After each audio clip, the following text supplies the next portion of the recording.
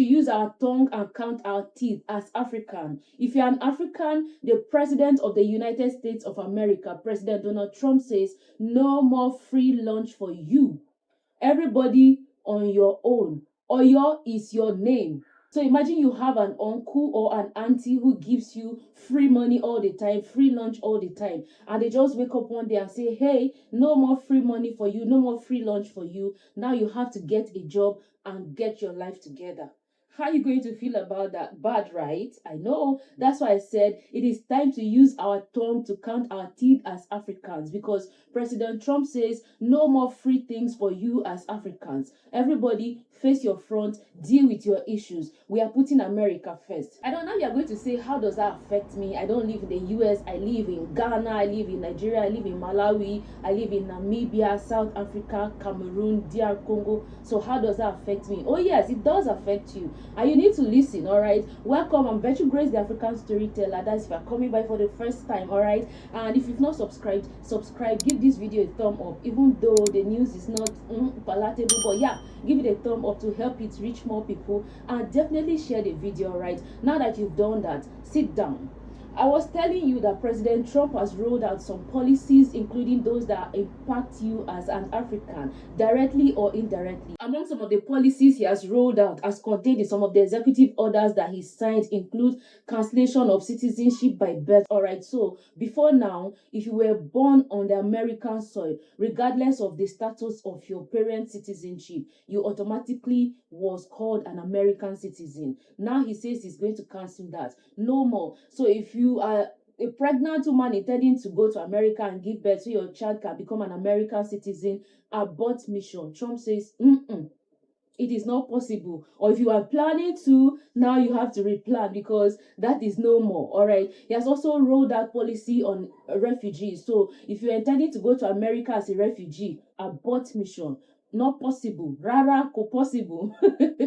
And deportation of illegal migrants. So if you're planning to take some illegal routes and go to America, now Trump is coming after you. All right. There are so many others. Yeah, he also sent a notification to the WHO, which is the World Health Organization, notifying them that the US is withdrawing its membership from the organization. Now, this is also significant because US is one of the highest, if not the highest, donors to the organization. The World Health Organization rolls out and supports programs that border on global health. So when there are pandemics like the COVID that we had, World Health Organization rolls out some relief supports and policies, guidelines, and just interventions on the global scale to combat global health concerns, be it immunization, be it combating tropical diseases, combating pandemics, and all of that. That is what WHO does. So Trump, as a president, and maybe some Americans were not satisfied with the way the WHO handled the 2019 COVID pandemic. So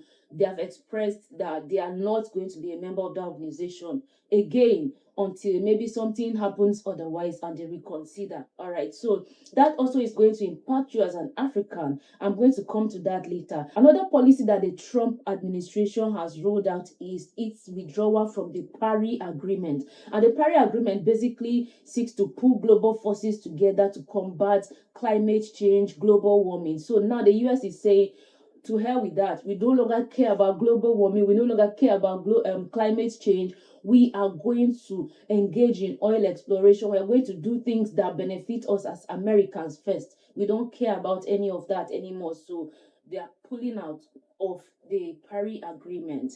Now, the part of them all that said impacts you directly or indirectly as an African is that the Trump administration has suspended aid to Africa. So you know that Africa as a continent depends so much on foreign aids from foreign organizations. For instance, the US President's Emergency Plan for AIDS Relief, PEPFAR, and the US Agency for International Development, USAID, have supported and funded so many programs targeting people living with HIV, AIDS, and alleviating the sufferings and the burden that comes with living with the disease in Africa. They had invested so much money, especially the PEPFAR program over $100 billion in supporting HIV and AIDS interventions in Africa. What that meant was that people living with HIV, for instance, could access free antiretrovirals, and that started with being able to access free HIV testing and counseling. And if you were found positive, then you were able to access the free treatment,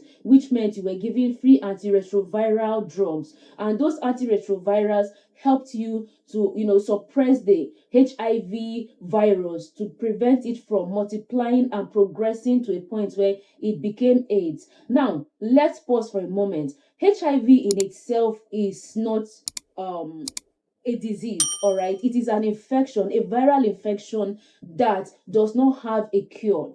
But what it does is when you are infected with a virus, it compromises your immune system, which is primarily responsible for helping your body fight off infections and to keep you healthy. Let's consider your immune system as your own body's soldiers and your defense headquarters. When you get infected, it destroys your defenses, your defense mechanism, making you prone to other infections and other diseases. Over time, with the compromised immune system, the infection progresses into a syndrome where you have different infections, different sicknesses and diseases attacking you at the same time, and that eventually leads to death. So with the antiretroviral therapy that was being given to people on the African continent free of charge, people were able to suppress the HIV virus from progressing in their body and causing so much damage that would have eventually led to death.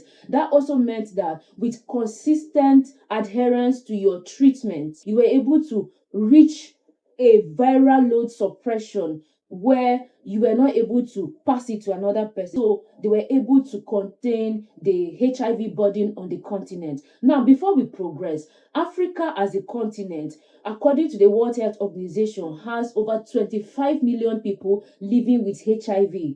You see, that is a significantly high number for a continent like Africa that has a lot of young people. You know what that means, because when you look at the factors that fuel HIV transmission and spread, young people play a critical role there, with engaging in unprotected sex, engaging in drug and substance use indiscriminately without protection, maybe sharing of needles and all of that, engaging in alcohol, indiscriminate alcohol consumption to the point where you are not able to make proper sexual decisions by yourself to protect yourself, and so many other factors that come to play in it. So it's a significantly high number. But with the intervention from the US government, this was able to be contained. The body was managed and contained. Now let me bring this back home to Nigeria, because I'm a Nigerian. I live in Nigeria. Here in Nigeria, according to UNICEF, that is the United Nations International Children's Emergency Fund,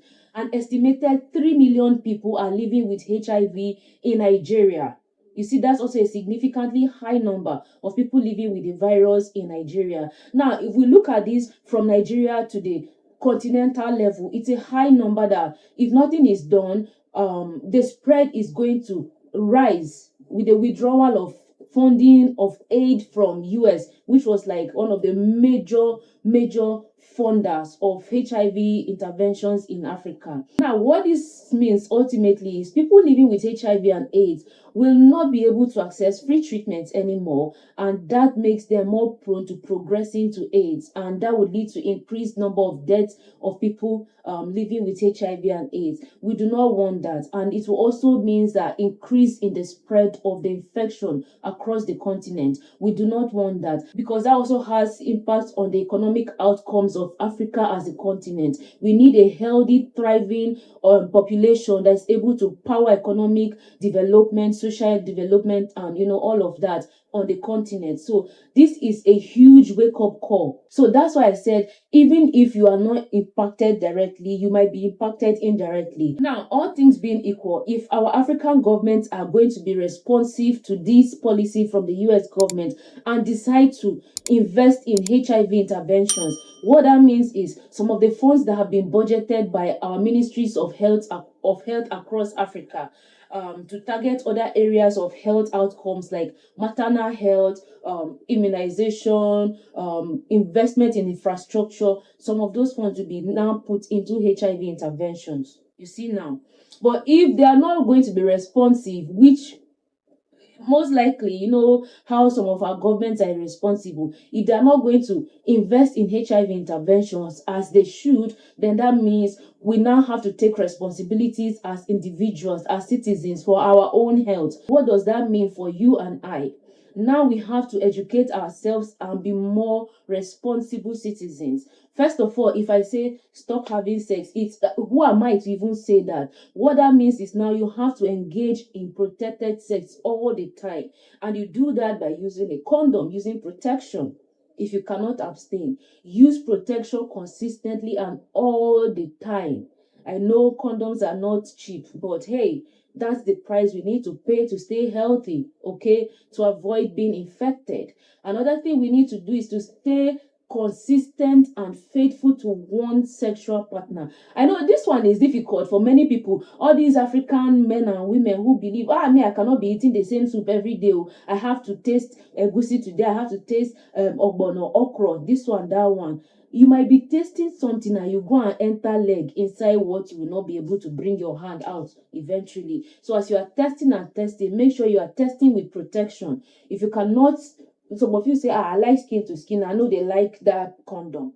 Then stay faithful to one partner, because now you risk getting infected and then bringing it back to this other partner. So you need to stay faithful. What did I say first? Abstain. If you will not abstain, use condom. If you not use condom, then stay faithful. These three are the only ways that you can prevent HIV infection. Yes, for blood transfusion and all of that. Of course, when you go to the health facility to donate blood to be transfused to other people, they screen the blood to make sure it's not infected, so they don't take infected blood and pass it to another person. So these are some of the ways. It is really time for us to take responsibility as citizens of African countries. It is now time for us to take responsibility. Let's begin to hold our governments accountable. Those of you that when elections come in your country, you start supporting one candidate when you know clearly that that person is not competent enough to deliver on the development outcomes that you want to see in your country. But because that person speaks the same language with you, because that person is from the same state or the same region with you, you say, this is my own. It is our time. I will vote for you. I will vote for this person. Or they bring rice, they bring wrapper, all those things, and give you salt, Maggie. You take them and then you go and vote for the person that you know clearly is not going to do anything that will help your community, your state, or your country as a whole. You go and sell your future for them. They enter office and then they embezzle all the money. They don't care about you. Now it's time to wake up, because you see, as it don't start like this, the US government, other governments will follow suit, because honestly, you will not blame them. They also have their own problems that they need to address. So if they are putting themselves first, it's only right. You will not fault them. They were only helping you. How long will you help somebody? You self go tired now. If you keep helping somebody, you get tired too. I mean, if I help you at the point, I expect you to stand on your own 2 feet and take charge of your life. But if you don't do that, I'll be tired too. I mean, I also need to take care of myself, and that's what the US government is doing now. So you will not blame them. Now it's time for us to take responsibility as a people, as governments, and as a continent. That's the way forward for people living with HIV. I really do hope that the government rises to the occasion to intervene, so that they receive the care that they deserve, the treatment that they deserve, so they can live productive lives and contribute as citizens of our various countries in Africa, because we need the resources that even people living with HIV/AIDS have to provide, to offer to us as countries and as a continent. All right, thank you so much for watching. Give the video a thumb up, share the video. What do you think? Drop a comment, and if you've not subscribed, it's important. Subscribe, click on that subscribe button. All right, I'll see you in my next video. Until then, stay safe, healthy, below abiding. I'm Virtue Grace, the African storyteller. Bye. Mwah.